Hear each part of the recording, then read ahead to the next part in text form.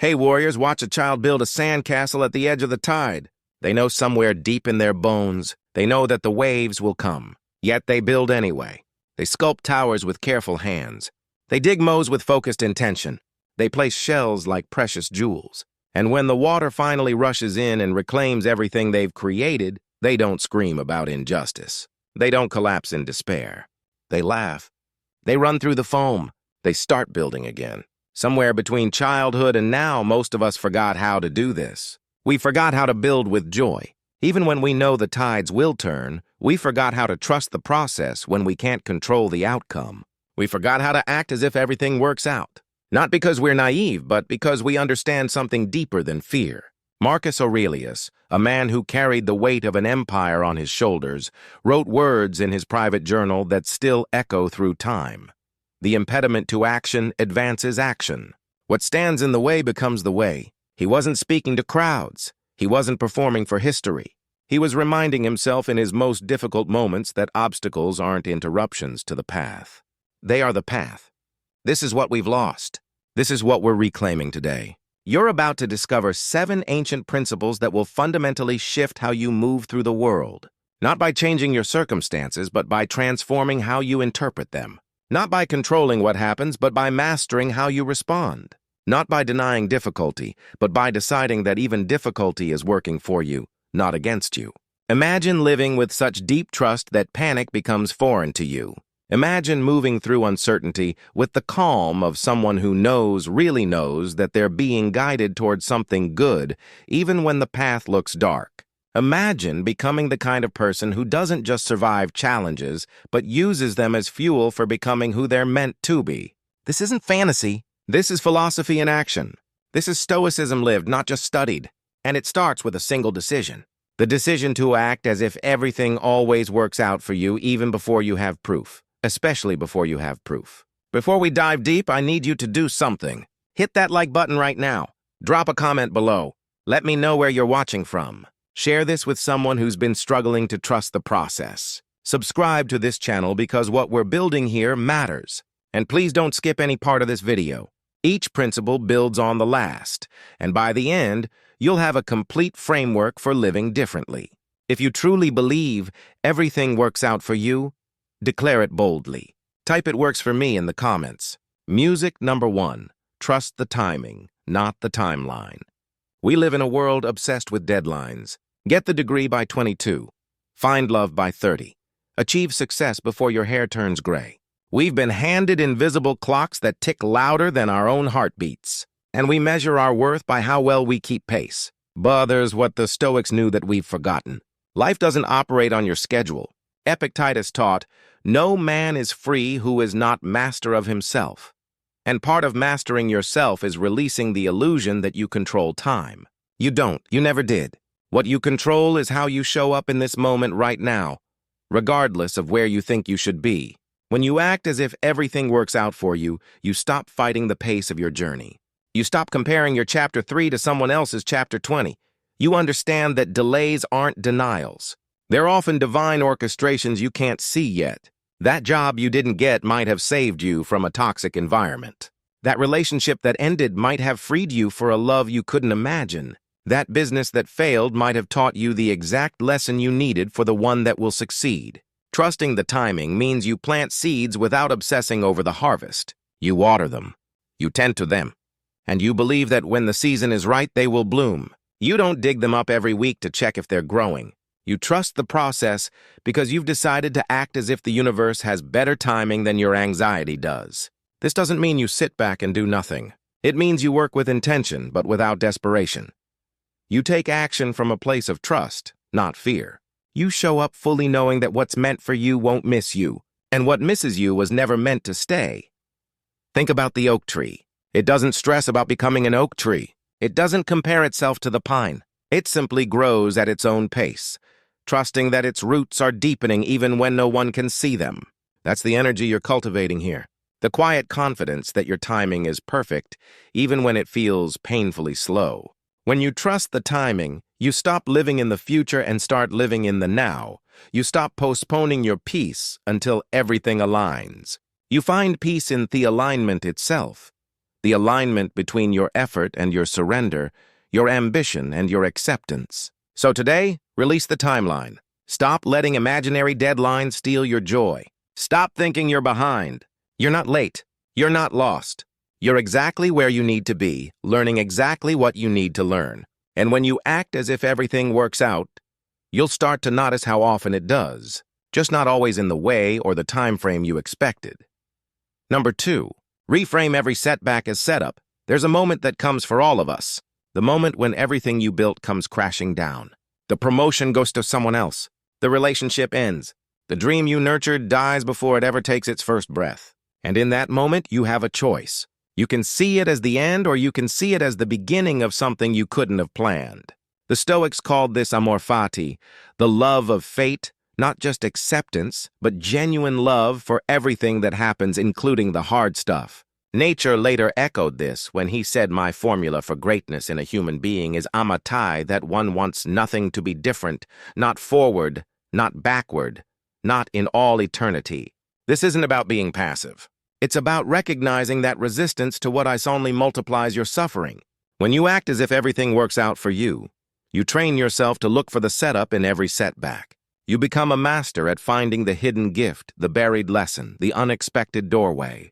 You stop asking, "Why is this happening to me?" and start asking, "What is this making possible for me?" Consider the caterpillar. If someone rescued it from the struggle of breaking out of the cocoon, it would never develop the strength to fly. The struggle isn't a mistake. It's the entire point. Your setbacks work the same way. They're not interruptions to your journey.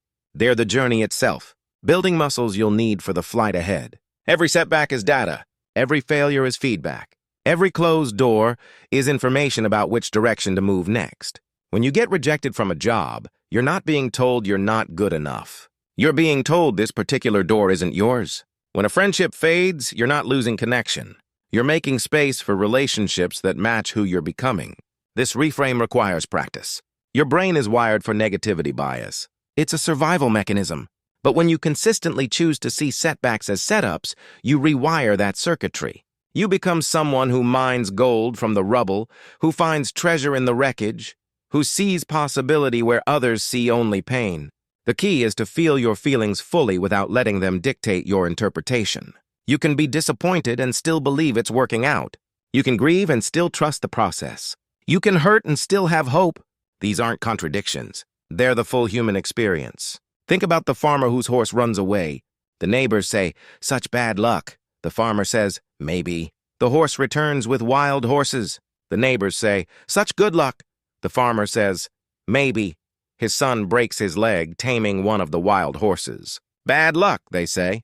"Maybe," he replies. Then war comes and his son is spared because of his injury.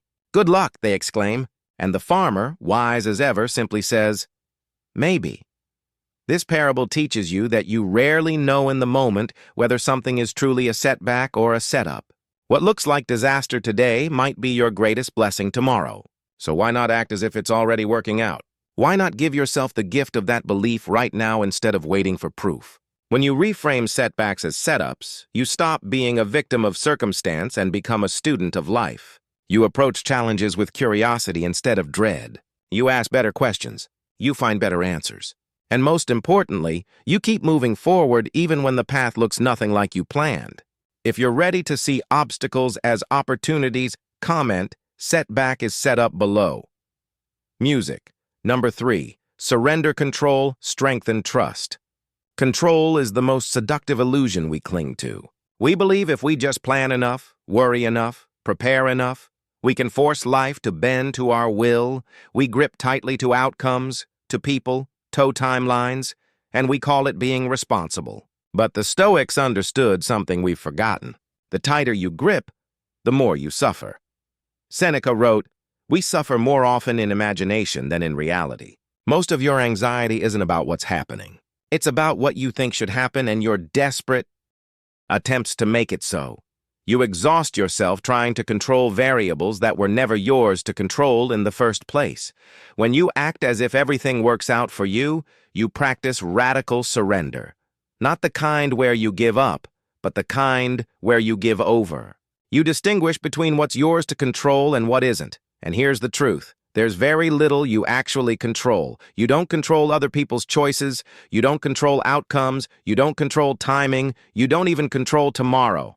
What you do control is your effort, your attitude, your integrity, and your response. That's it. That's the entire list. And when you pour your energy into those things instead of everything else, life becomes remarkably lighter. Surrendering control doesn't mean you stop taking action. It means you take action without attachment to specific results. You do your best, then you release. You plant the garden, but you don't demand that it grow. You have the conversation, but you don't manipulate the response. You apply for the opportunity, but you don't collapse if it doesn't work out. This is the dance between doing and allowing, between effort and ease. You work hard, but you hold your plans loosely. You commit fully, but you stay flexible. You care deeply, but you don't suffocate what you love with your need for certainty. Think about trying to hold water in your fist. The tighter you squeeze, the more it escapes. But when you cup your hands gently, the water stays. That's how you need to hold your life. With open hands, with trust, with the belief that what's meant for you will stay, and what leaves was meant to teach you to let go. Strengthening trust means you stop needing guarantees before you move. You understand that faith isn't about knowing how it will work out. It's about knowing it will work out somehow in some way for your highest good. Even when you can't see it, even when it hurts, even when everyone else thinks you're crazy for believing. The practice is simple but not easy. Every time you feel yourself trying to control something outside your sphere of influence, pause, take a breath, ask yourself, what's mine to do here? Do that thing fully.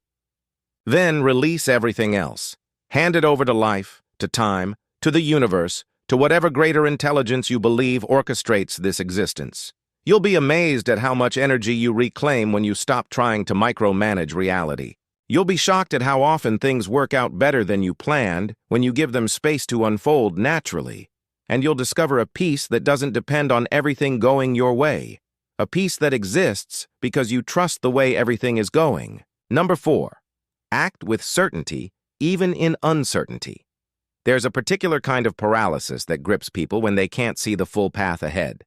They stand at the edge of decision, waiting for clarity, waiting for guarantees, waiting for some cosmic sign that lights up the entire road before they take a single step. But there's what they miss. Certainty isn't found. It's created. It's built with each step you take, not before you take them. The Stoic philosopher Epictetus understood this deeply when he said, "First say to yourself what you would be, and then do what you have to do." Notice he didn't say, "First know exactly how everything will turn out, then maybe consider doing something." He said, "Decide who you are, then act accordingly." That's the secret. When you act as if everything works out for you, you don't wait for confidence. You act with confidence and let the feeling catch up later. You move forward even when your hands are shaking. You make the call even when your voice might crack. You start the project even when you don't have all the answers, because you've made a fundamental decision that your uncertainty won't be your prison. Think about learning to walk as a child. You didn't wait until you were certain you wouldn't fall. You fell dozens of times. You wobbled. You stumbled, you crashed into furniture, but something in you just knew that walking was possible. So you kept trying. You acted with certainty, even though you had no evidence yet that you could do it. And eventually your actions created the certainty your mind was looking for. This is how you navigate life. When you believe things work out for you, you understand that waiting for perfect clarity is just fear wearing a sophisticated mask. You recognize that the bridge appears as you walk, not before. You trust that the next step will reveal itself when you take this step. Acting with certainty doesn't mean being reckless. It means being decisive. It means gathering the information. You can consulting your inner wisdom and then moving with conviction even if you don't have every answer. It means you stop letting "I don't know" become "I won't try." The neuroscience backs this up. Your brain doesn't distinguish much between real experience and vividly imagined experience. When you act as if you're certain, when you carry yourself with that energy, your brain starts to believe it. Your nervous system calms. Your decisions sharpen. Your presence strengthens. You literally become more capable because you're acting from a place of possibility instead of fear. Consider the tightrope walker. They don't cross by focusing on how they might fall. They cross by focusing on where they're going, by feeling the rope beneath their feet, by trusting their training and their balance. Their certainty isn't about the absence of risk. It's about the presence of commitment. Once they step onto that rope, doubt becomes dangerous. So they choose certainty. They act as if they've already made it to the other side. You can do the same in your life. When you're facing a difficult conversation, act as if it will go well. When you're pursuing a goal, act as if success is inevitable. When you're healing from pain, act as if wholeness is your natural state. This isn't delusion. It's direction. You're pointing yourself toward the outcome you want and letting that orientation guide your energy, your decisions, your presence. The people who change the world, who build remarkable things, who overcome impossible odds. They're not people who had more certainty than you. They're people who acted with certainty despite having the same doubts, the same fears, the same unknown variables. The difference is, they didn't let uncertainty stop them. They used it as fuel. So today, tomorrow, this week, practice acting with certainty. Walk into rooms like you belong there. Speak your truth like it matters.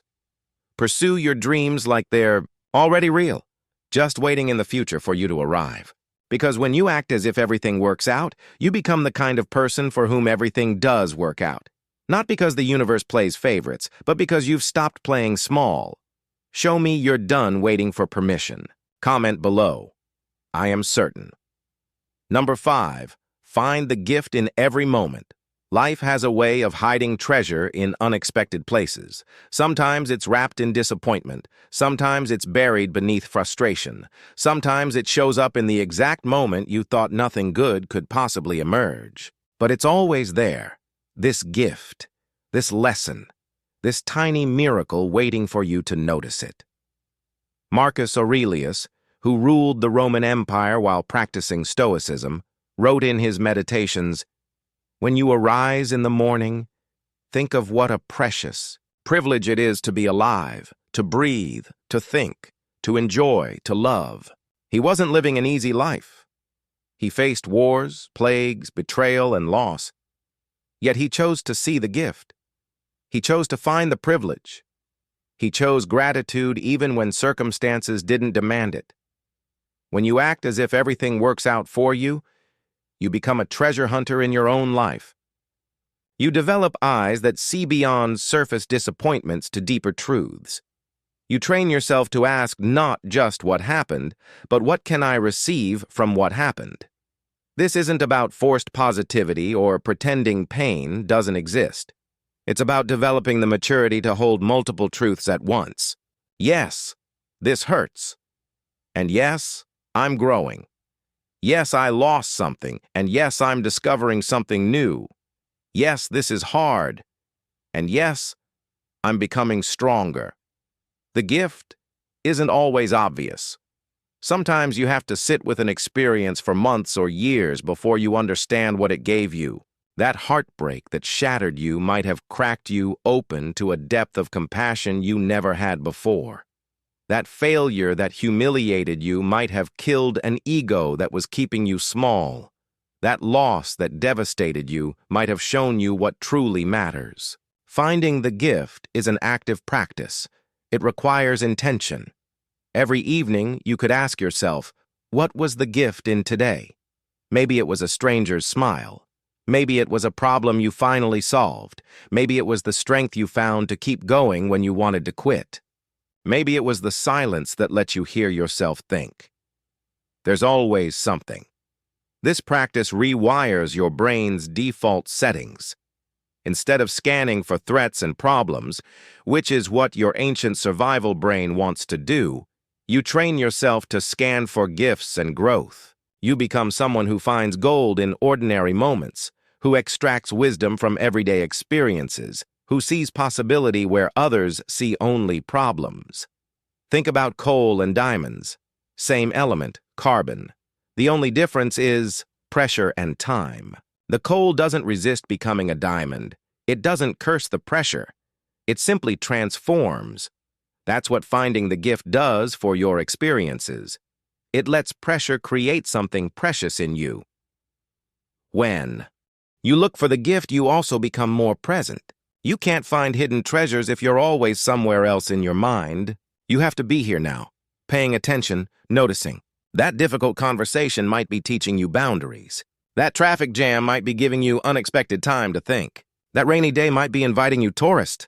The gifts are everywhere, but you have to be present to receive them. This doesn't mean you become passive or accept everything without discernment. It means you stop wasting energy resisting what already is. You acknowledge reality fully and then you ask, now what? What's the opportunity here? What's the invitation? What's the gift I'm being offered? Sometimes the gift is in what didn't happen. The relationship that didn't work out saved you from years of incompatibility. The job you didn't get freed you for something better aligned. The plan that fell through opened space for something you couldn't have imagined. The gift of absence, the gift of redirection, the gift of divine no. These are gifts too. When you commit to finding the gift in every moment, you transform your relationship with life itself. You stop seeing yourself as a victim of circumstances and start seeing yourself as a student of existence. Every moment becomes your teacher. Every experience becomes curriculum. And the more gifts you find, the more you realize they were always there, just waiting for someone wise enough to claim them. If you're committed to finding treasure in every moment, type, I see the gift right now. Music. Number 6, respond. Don't react. There's a space between what happens to you and what you do about it. Most people never find that space.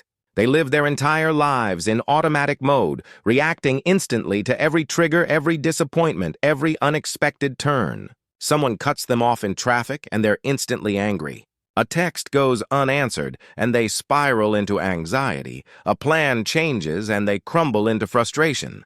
They've given away their power without even realizing it. The Stoics built their entire philosophy around this one insight. You cannot control what happens, but you can always control how you respond.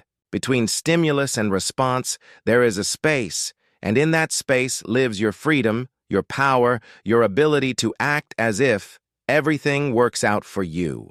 Viktor Frankl, who survived the Nazi concentration camps, captured this perfectly when he wrote, "Between stimulus and response, there is a space.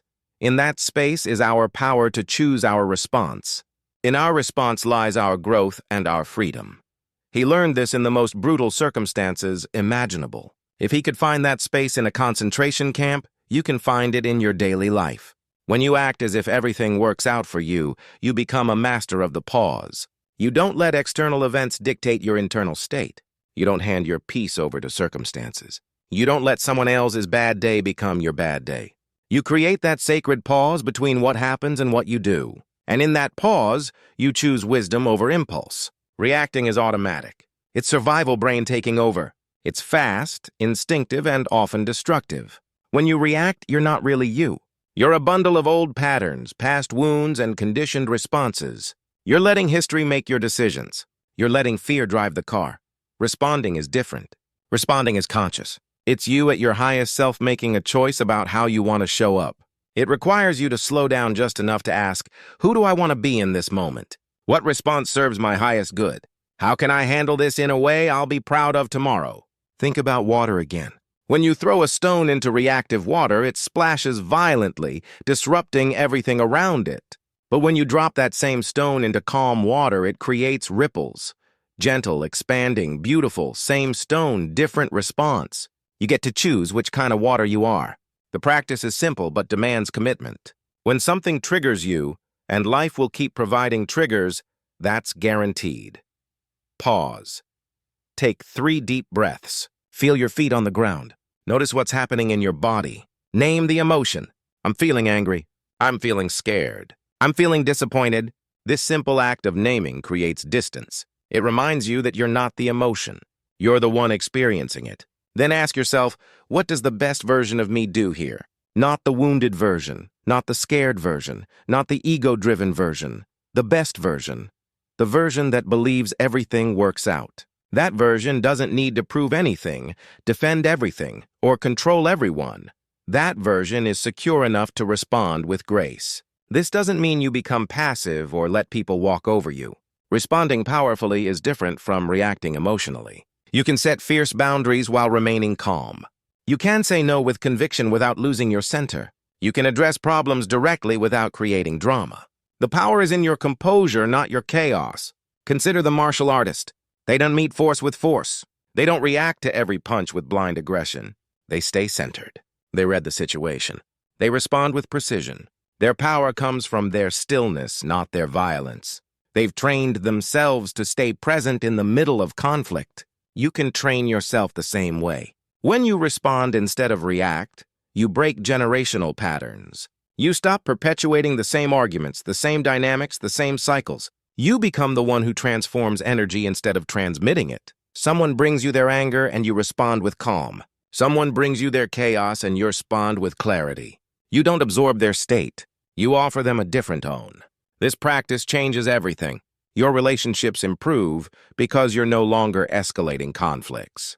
Your decision-making sharpens because you're not choosing from panic. Your self-respect deepens because you're showing yourself that you can be trusted to handle whatever comes. You become unshakable, not because nothing bothers you, but because you've learned to create space before you act. The world needs more people who respond instead of react. People who pause before they post. People who breathe before they speak. People who think before they act. People who act as if everything works out, even in moments when nothing seems to be working at all. Prove to yourself you're choosing differently. Drop "I choose peace" in the comments. Number 7. Become evidence of what you believe. Here's the final truth that ties everything together. Belief without embodiment is just wishful thinking. You can say you believe everything works out for you, but if your actions, your energy, your daily choices tell a different story, you don't really believe it yet. The universe doesn't respond to what you say. It responds to who you are. The Stoics didn't just philosophize. They lived their philosophy. Marcus Aurelius didn't write about virtue while ruling cruelly. Seneca didn't preach about simplicity while drowning in excess. Epictetus, who was born a slave, didn't just talk about inner freedom. He embodied it so completely that he became one of history's most influential teachers. They understood that wisdom isn't what you know, it's what you do. Ralph Waldo Emerson said it perfectly. What you do speaks so loudly that I cannot hear what you say. Your life is your message. Your daily habits are your real beliefs. Your consistent actions are your true philosophy. You can claim you trust the process, but if you're anxious and controlling, you don't trust it. You can say you believe in divine timing, but if you're constantly panicking about being behind, you don't believe it. When you act as if everything works out for you, you become living proof of that belief. You walk differently. You speak differently. You make decisions differently. You carry yourself with a quiet confidence that doesn't need to announce itself. People feel it in your presence. This person isn't faking it anymore. They're actually living it. Becoming evidence means your inner world and outer world align. There's no gap between what you claim to believe and how you actually live. When opportunity knocks, you answer with readiness, not surprise. When challenges arise, you meet them with steadiness, not panic. When things don't go as planned, you adjust with grace, not bitterness. This is about integrity in its truest sense, integration. Your thoughts, your words, your actions all pointing in the same direction. You're not one person in your mind and another person in your life. You're whole. You're congruent. You're authentic. And that alignment creates a magnetic quality that attracts the very outcomes you're believing for. Think about the athlete who truly believes they'll win. They don't just think positive thoughts. They train like a champion. They eat like a champion. They rest like a champion. They show up like a champion. Their belief isn't separate from their behavior. Their behavior is their belief in action. That's what makes them unstoppable. You do the same thing if you believe everything works out for you. You stop playing victim. You stop complaining endlessly about circumstances. You stop gossiping about how unfair life is. Instead, you take responsibility for your energy, your choices, your response. You become someone who looks for solutions instead of dwelling on problems. You become someone who takes action instead of making excuses. Becoming evidence also means you celebrate other people's wins like they're your own. Because if you truly believe there's enough success, enough love, enough opportunity, then someone else getting theirs doesn't threaten you. It inspires you. It reminds you that good things are happening and you're next. Jealousy dies when you act as if everything works out because you stop believing in scarcity. The beautiful thing is, the more you embody this belief, the more evidence you create. You notice things working out in small ways than bigger ways. You start seeing synchronicities. Doors open at the perfect time. People show up exactly when you need them. Opportunities appear out of nowhere. And it's not magic. It's momentum. You've aligned yourself with a way of being that naturally attracts what you're looking for. Your life becomes the proof. Not for anyone else, for you. Every time you stay calm in chaos, you prove to yourself you can be trusted. Every time you find the gift in difficulty, you prove to yourself your belief is real. Every time you respond instead of react, you prove to yourself you're changing. And that proof builds unshakable faith. So today, right now, decide to become the evidence. Stop waiting to believe it when you see it. Believe it so completely that you become it. Live it so fully that you are it. Act as if everything always works out for you until the day you realize it's no longer an act. It's just who you are. You've journeyed through 7 principles today, but they're not just ideas to admire. They're invitations to transform. Acting as if everything works out for you isn't about denying reality. It's about choosing which reality you're going to feed. It's about recognizing that you have more power than you've been using, more resilience than you've been claiming, and more capacity for trust than you've been exercising. The Stoics gave us this gift centuries ago, and it's still waiting for you to unwrap it. You are not what happens to you. You are what you choose to become in response to what happens. That space, that choice, that power, it's always been yours. When you trust the timing, you free yourself from the tyranny of comparison. When you reframe setbacks as setups, you transform obstacles into opportunities. When you surrender control and strengthen trust, you discover peace you didn't know was possible. When you act with certainty even in uncertainty, you build the bridge as you walk. When you find the gift in every moment, you become wealthy in ways money can't measure. When you respond instead of react, you reclaim your power. And when you become evidence of what you believe, you stop waiting for your life to begin. You realize it already has. This isn't theory. This is practice. Daily, imperfect, beautiful practice. You'll forget. You'll slip back into old patterns. You'll have moments of doubt. That's okay. That's human. What matters is that you return, you remember. You choose again. So act as if everything works out for you. Not because it's easy, but because it changes everything. Not because you have proof yet, but because your belief creates the proof. Not because life promised you it would be smooth, but because you've decided to trust it anyway. If this message resonated with you, hit that like button. Share this with someone who needs to hear it. Drop your affirmations in the comments and subscribe to the channel. Your journey matters. Your transformation matters. And I'm honored to walk this path with you.